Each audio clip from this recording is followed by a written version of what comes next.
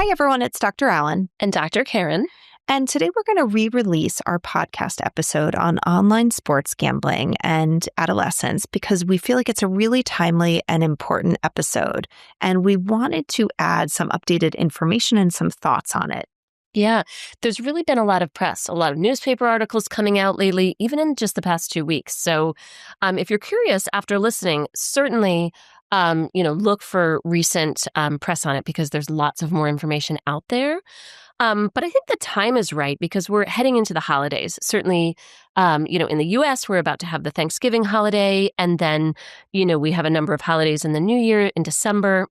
So it's a time that a lot of people get together, watch playoff games and bowl games and really enjoy time together. But it's also a prime time for online sports betting itself and also just the advertisement of online sports betting, like during the games, right? Yes, which has become louder than ever when you're watching sports. It's everywhere, right? It's everywhere. It's on, it's on TikTok, it's on the TV, it's just kind of around and normalized. Yes. And now recently we've had so much more news around sports gambling, especially in the US, given the recent scandal that's kind of taken place in the NBA. Yeah. And there's been a lot of press on that as well. And so how our teens are kind of digesting this information, is important for us to think about.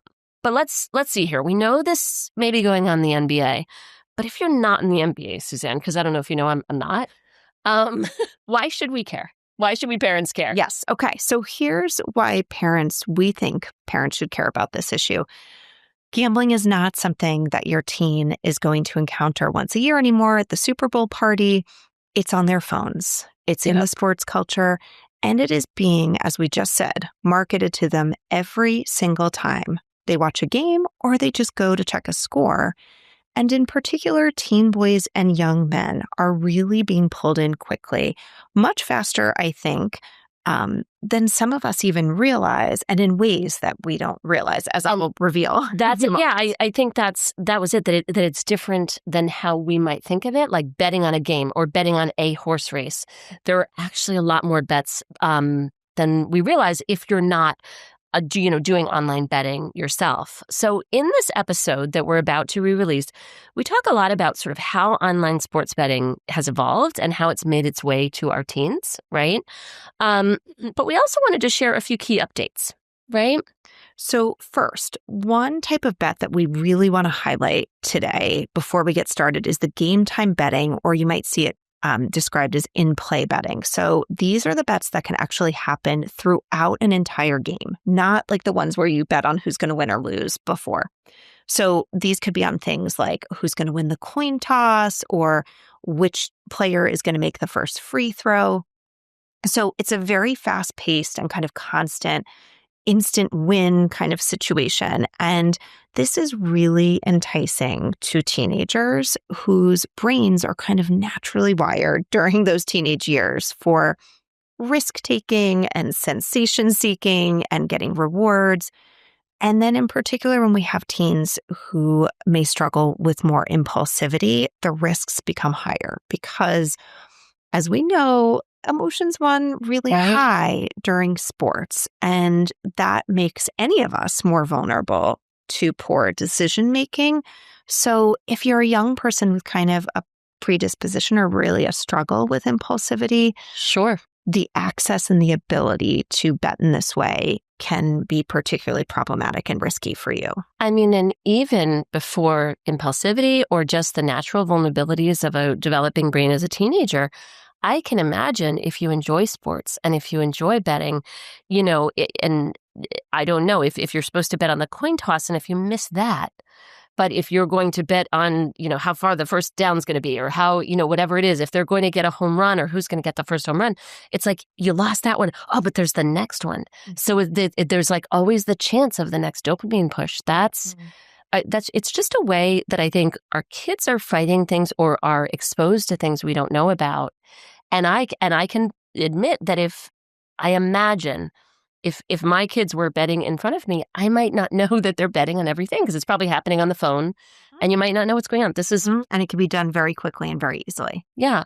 So that's one thing, the game time betting. Another thing sort of in this episode already, we talk about the link between video games and gambling, right? And we talk about Fortnite as an example and the loot boxes in that. But after recording, so listen for that, because that's part of what makes, sort of as an entree into gambling, sometimes through video games. But we, since recording this, have actually learned that those loot box sort of style purchases, they exist in sports games too. And I think there's a lot, I think even myself, I think I've been lulled into the idea of like, oh, well, if they're playing a sports thing, whether it's FIFA or Madden or whatever it is, well, that's not violent, right? There are no guns. Maybe there's no, sort of crass behavior that I might not want in some of those other, sort of games. And it's like, oh, they're just playing sports. So we might see it as the safer choice, but they actually still expose kids or are an entree to gambling type situations. So we just need to know about that to be able to foster conversations. Mm-hmm. Yeah. So we're also in this episode talk about how sports broadcasts market betting and gambling directly during the games. And, I wanted to acknowledge that, in my own personal life, and I wanted to share this with other parents, that when my kids first got cell phones and smartphones, and I allowed them to have kind of a first app, and my husband and I were very thoughtful about what app might be a safe one for them to first use, that because, my kids particularly like sports, that ESPN or some of the other sports apps might be a safe and a good choice, different from other social media platforms where they might encounter a lot of other videos kind of being pushed to them. Sure. Offhand.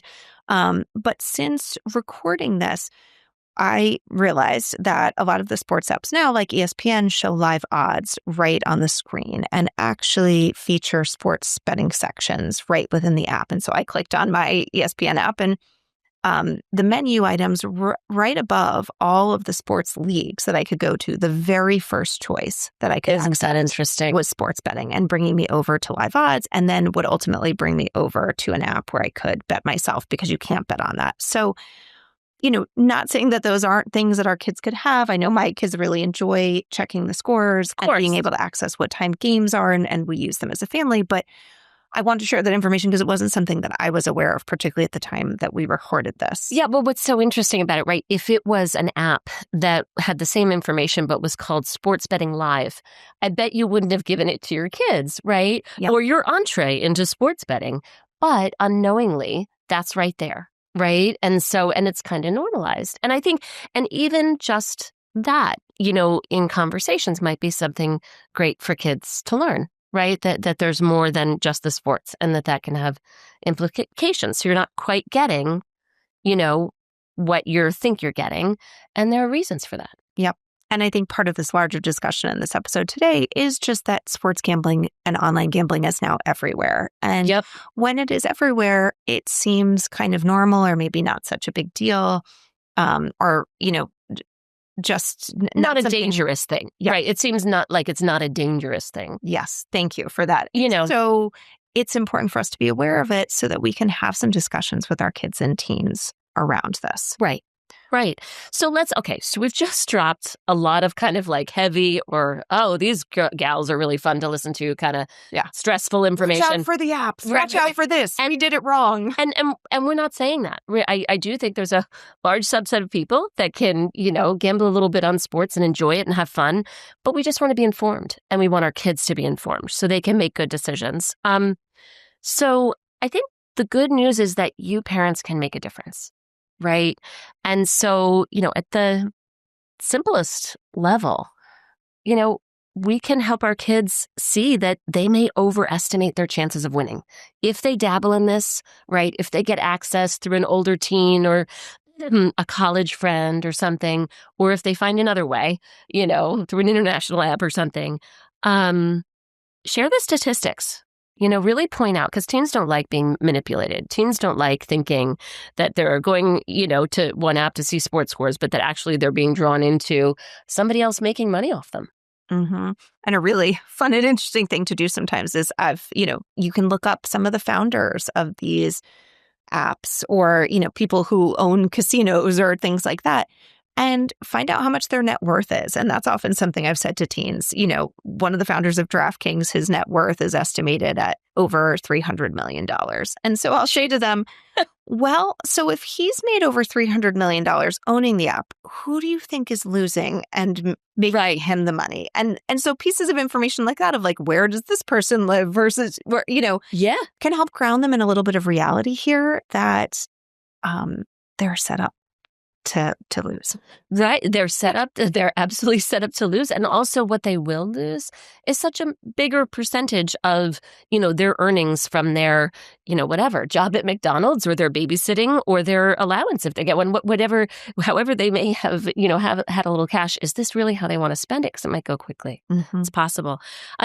So sort of level set the odds with your kids. Also really be okay finding ways to talk openly about how gambling works. And we highlight this in this episode.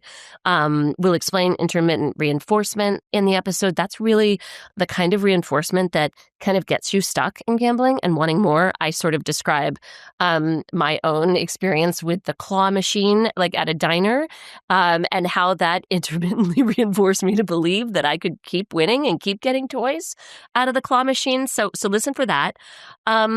But help your kids see it just in everyday life. If it's a carnival game or if it's a Chuck E. Cheese or even in their social media feeds. Like there are ways that we're kind of intermittently reinforced to stay somewhere, do something, buy something, or bet. And when we ask them questions about it or ask them what they notice, like how hard it is to stop playing something or get out of something, you're drawing them into the conversation and it's less us telling them what the problem is and getting them to kind of observe their own behavior and what makes it hard to stop. And that's a great discussion to be had around gambling. Mm-hmm. And another tip we would give to parents, and we'll talk more about this in the episode as well, is just really staying non-judgmental when you bring this up to them.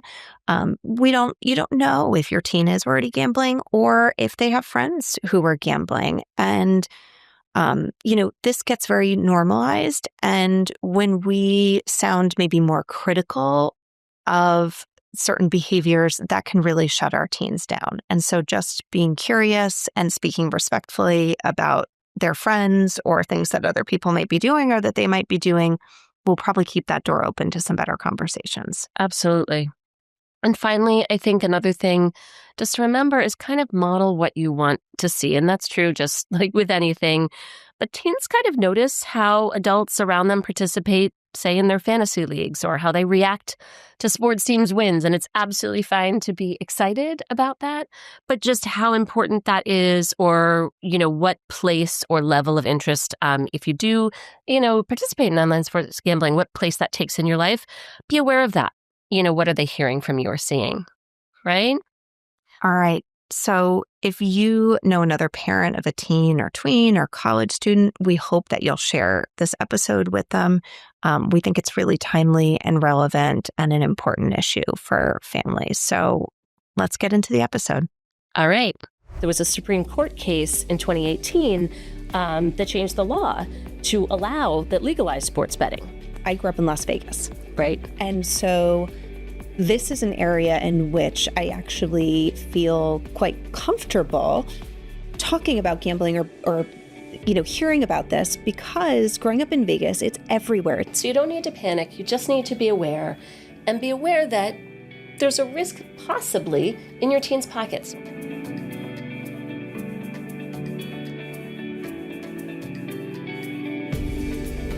Hello, and welcome back to the Parenting Pair podcast.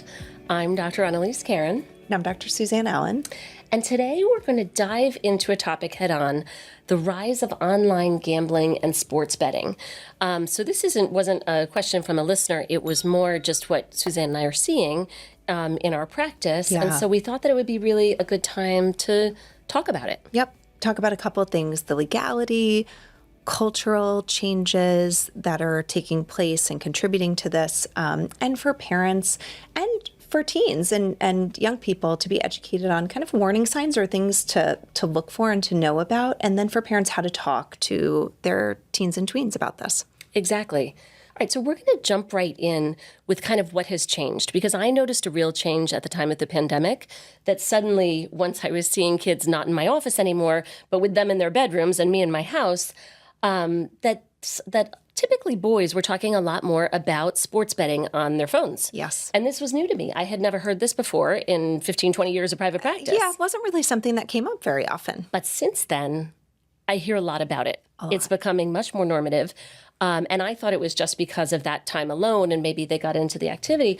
But actually, there's been a change. There was a Supreme Court case in 2018 that changed the law to legalize sports betting, right? So now 38 states have legalized sports betting.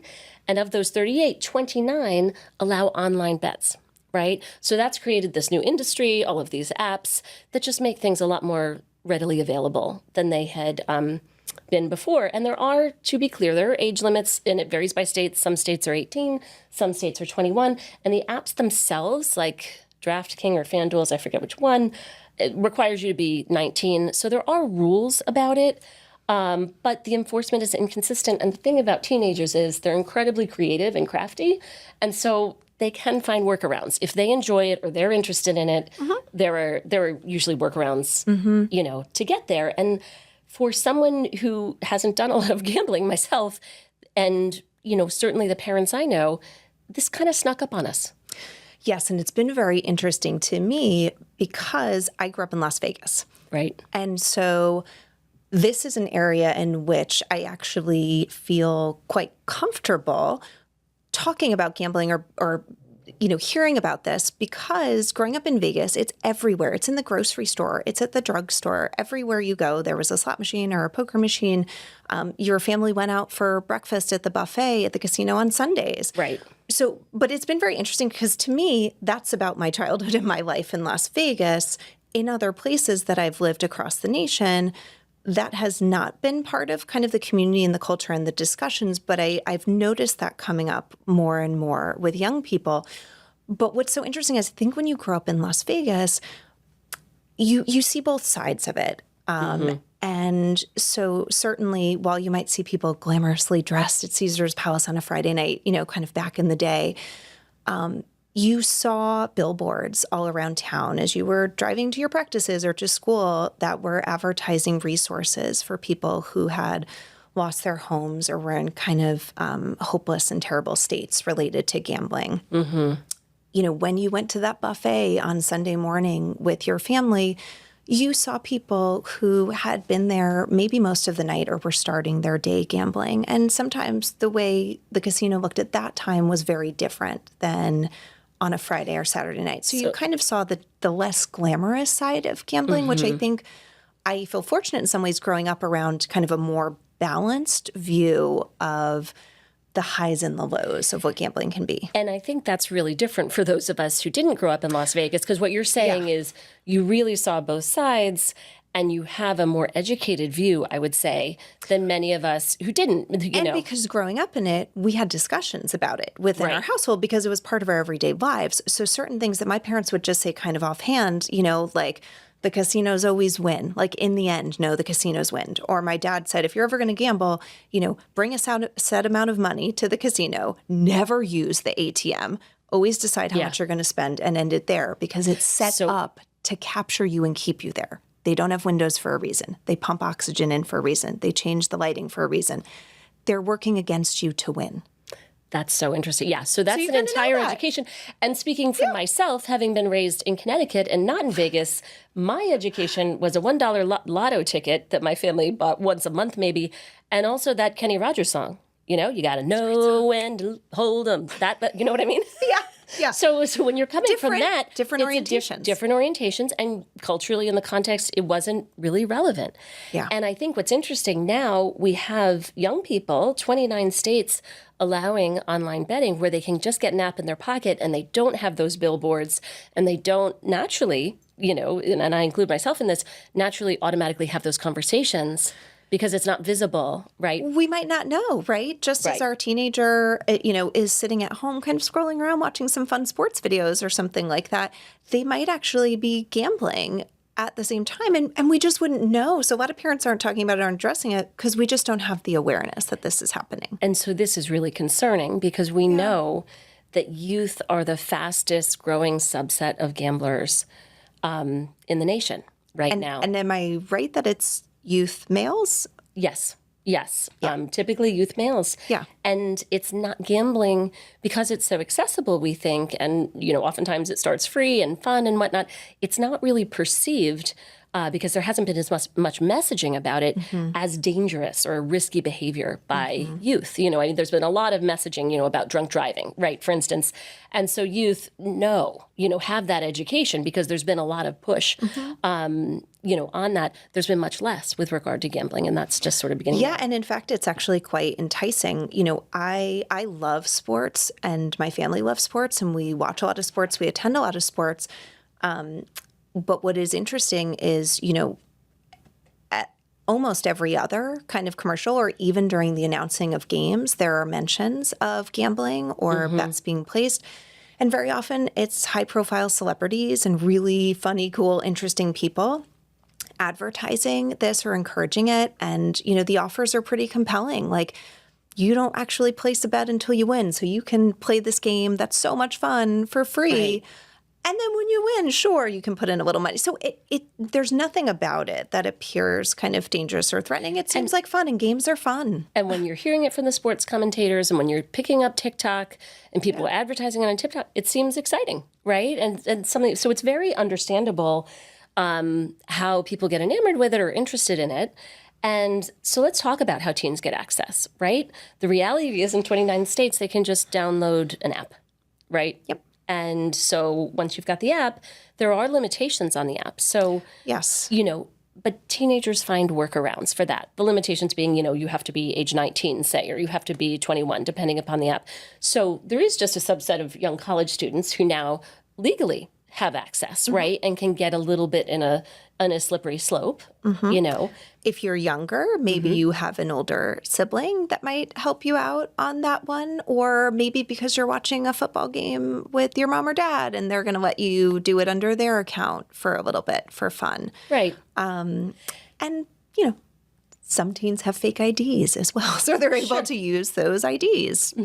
To upload it. And there are also international and kind of overseas apps. Well, that's what I have heard about a couple of times from kids, that some of the apps that are easily accessible here do have those limitations, and you might need to upload documents that they don't have. But if you go to international ones that don't have as many restrictions, it's just an entree in. Another thing that I've heard about, and I think you've mentioned to me as well in the past, is people starting with apps or betting on apps that don't even involve money. Yeah. Right. Yeah, that are just kind of online poker games or online games. And then the teens themselves are kind of outside of the virtual world, are putting money into a pot and gambling with it. But those sort of private transactions outside the apps actually can really add up and really are expected to be paid. And it hurts friendships and it stresses out teenagers. And it can be, in a similar way to the app itself, someone enticing, someone enthralling, but it also can get you in trouble. And it's hard because I want to come at this from a balanced place of, games are fun. And I think growing up, right, some of us had the experience of, a Super Bowl, betting pool, Kentucky at the Super Bowl Derby, party, the throw a Kentucky dollar Derby. in for your horse. Yep. Yep. So every once in a while, you got to do this fun thing and kind of have access to it. And sure, maybe it made the game a little bit exciting, right? And I grew up in a family where we did play a lot of games on weekends. And sometimes we did play poker and played, different things together. So I certainly don't want to be so kind of black or white about this, that this is wrong and this is bad. Or that all kids who are engaging in this are going to become gambling addicts, because that's also not true. 100% not true. But, there used to be kind of more barriers around this, or it was only a certain time of year, or it was just kind of harder to access. So it probably helped all of us keep some of these things in check, because you just couldn't do it or it was hard to do. Whereas now it's really a lot easier to do it. And what's interesting, another sort of avenue here, and in a similar way, not to be fear-mongering in any way, but just for parents' knowledge, one route that's been studied that has actually been priming kids, or sort of like introducing gambling before they're gambling to them, is through video games. And so there was a study in 2023 that showed kind of kids who were heavy gamers. So I'm not talking about kids who game on the weekends or game a little bit, half an hour after school before they do homework. Not that sort, but really heavy gamers. A lot of the video games have what's called loot boxes in them. Have you heard of that? I have. Yeah. And so what a loot box is you pay for it with real world money and within the video game, but then you don't know exactly what you're going to get, right? So for example, you could potentially get a really cool skin for, your avatar that you're playing the game with, or a really cool, I don't know, sort of tool or weapon or whatever it is, but you don't know until you get it. Sounds like The Price is So Right, you're or one of these spending- awesome games. Right, like the door's closed and you don't know what you're getting. Lift up the curtain. What's behind it? So the value is unclear when you're putting the money down. You don't know what you're going to get or not get. And there's a real, similarity to that. It's kind of based on chance. And that is similar to gambling. And this has become, such a concern.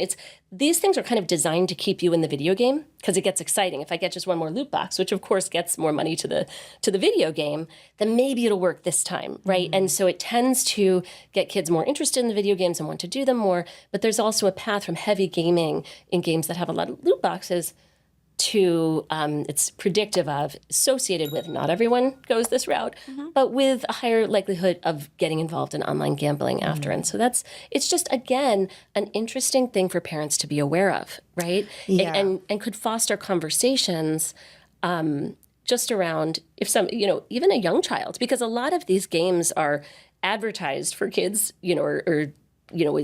it's supposedly reported that, this video game is for age 12 and up, but they might have these loot boxes in them, but really like 8 and 9-year-olds are playing these games. So they're kind of getting used to this way of gaming, right? Yeah. But it could be interesting just to have conversations with your kids about, hey, they might not call it a loot box. Yeah, it's going to be called something else in the particular game. Yeah. But how did that feel? Have you ever gotten the fancy skin?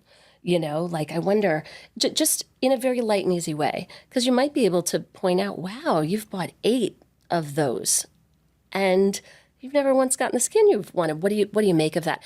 Just to get them thinking, kind of about, how this works, because what's happened is kind of the lines between, so almost like gaming and gambling, or like taking risk within a video game, it's kind of blurred. Yeah. They've blurred a little bit. Yeah. It's interesting, too. I was talking to my son last night at dinner about the fact you and I were going to be, having this podcast I was doing today. that too. Yeah. And he immediately said, "Oh, Mom, those have been restricted." And I said, "What do you mean?" He said, "Oh, yeah, they were in Fortnite. The loot boxes were in Fortnite." But it was amazing to me. He said, "In 2019, they took them away." I said, "In 2019, you remember the year?" He said, "Yes." And so I went and looked it up online, and he was right. And he said, "Yeah, those aren't allowed because they're unfair."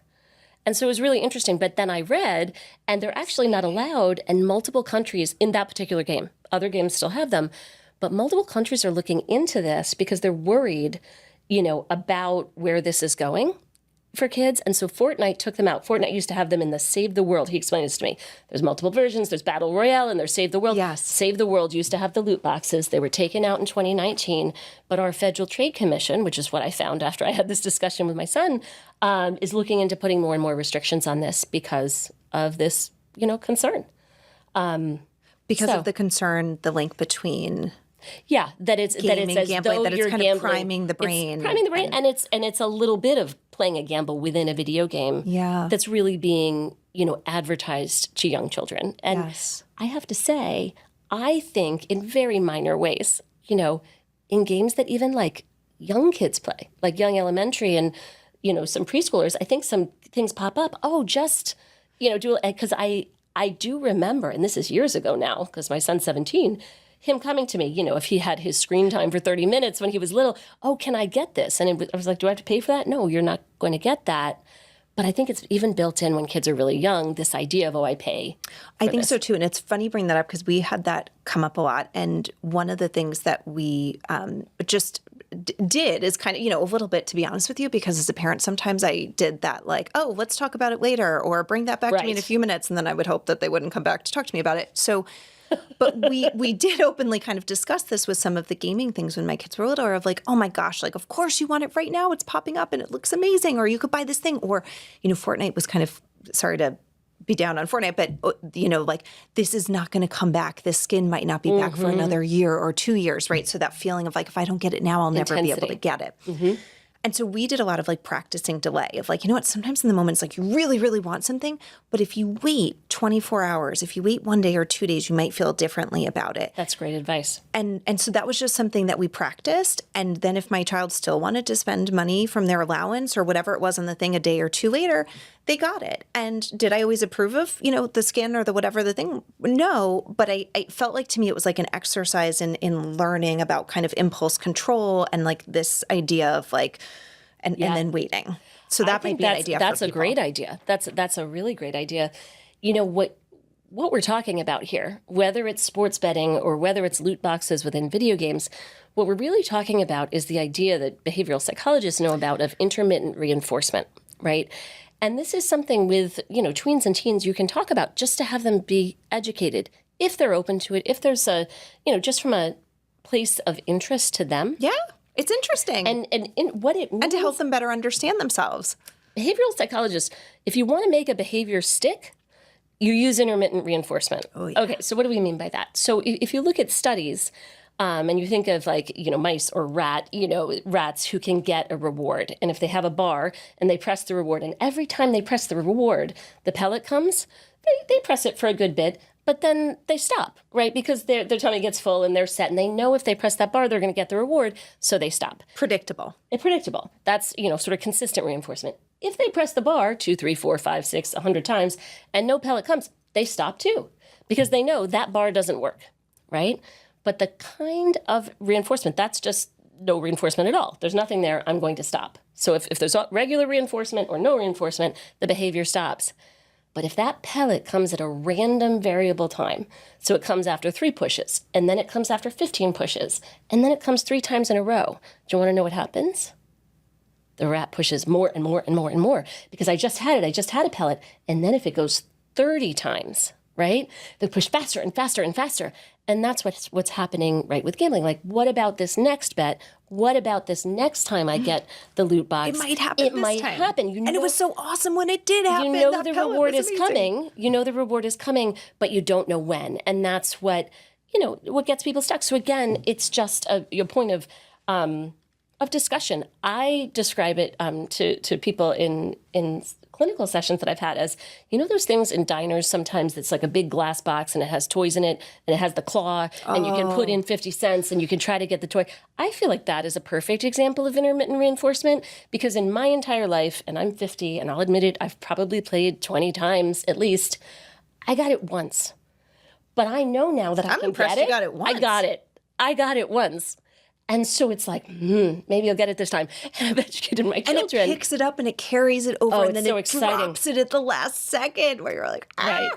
But that maybe next time is the thing that keeps us going back, right? Maybe next time with the loot boxes. Almost got it. Maybe next time. Yeah. Maybe the next bet I make. And that's just from, you know, sort of a brain standpoint, what's going on, what we're thinking, what keeps us, you know, going there. And it hooks all of us, adults as well, right? You know, intermittent reinforcement is powerful for all of us. But when we think about the developing human and child and teen and the development of the prefrontal cortex, the impact, right, of these types of games is significant. Right. Well, the dopamine push is greater for our teens. And so it's even more exciting. Yeah. And that inability to kind of put on the brakes in their brains, like this isn't, it's hard for all of us, you know, but it's particularly hard for teenagers. Yeah, because if it feels even better, why would you stop? Like it's going to appear less dangerous because it's that much more reinforcing. And so I think what we need to sort of take a pause and think at is like, what do we need to watch for? What do we need to be concerned about? You know, if you're a parent listening to this, we don't want you to be unnecessarily worried because I will be clear. My children have played video games. One of my children regularly plays, you know, video games that I guess historically had loot boxes in it, and I didn't know that. Same. Only learned that in the last few months. So, oops. But so it's not that they can't do it, but just knowledge is important. Yes, because I know this probably has sounded in some ways intimidating or kind of scary. And I fear that I don't want parents to listen to this and all of a sudden when their teen is on their phone, or if you're watching sports together and they get really upset that their favorite team loses, to all of a sudden be, Yes, are you upset because you're losing money on this? They're upset because they're really into the game, Yeah. right? Yep. But the times when maybe you should be a little more curious, maybe it is a sign, like kind of what to watch for in your teen or tween in regard to this. Might be missing some money. Missing some money, or maybe missing more money than you expect them, is asking for money a little bit more, increased irritability more than normal, or like almost excessive involvement in multiple games. Yeah. It's not just their favorite team. Now they're watching many teams or many different sports, and maybe with an intensity and kind of checking their phone at the same time. Yeah, that feels different. And of course, like anything else, withdrawal from other activities. So if suddenly they're not doing the things that they used to be doing, paired with some of the other things we've just mentioned, it might be something to get curious about, right? So I think that kind of brings us to what now, right? And I think we want to start with parents. This larger system is out there. We're not looking for you to change or fix it, and don't feel like you have to, run and drill this into your teen or tween today, right now. Or to stay on top of it and know everything about it. Because like we said, we just learned about loot boxes recently, years after our kids were playing them. So it is a system that is very difficult to kind of constantly know what's happening next. Right. So you don't need to panic. You just need to be aware, and be aware that there's a risk possibly in your teen's pocket. So I think it's always helpful, just, if as you're going about your life in the next period of time, if you have a teen or tween that may, that you might be aware is betting, or you might be curious about it, just ask, hey, have you heard about this? Right? Just be curious.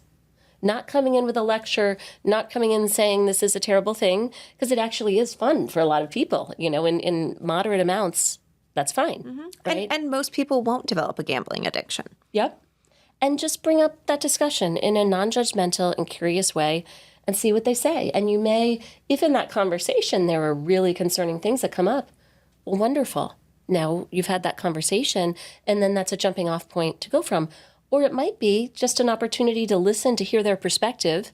And I would always hear the teen's perspective first, because you'll learn a lot, just like I learned from my son last night, right? And contrary, most of the time, right, they think we're coming in anxious, worried, controlling, paranoid about things. Their attitude towards this may be much lighter and easy breezy, and like, yeah, everyone's gambling. Like, it's not a big deal. What's the big deal?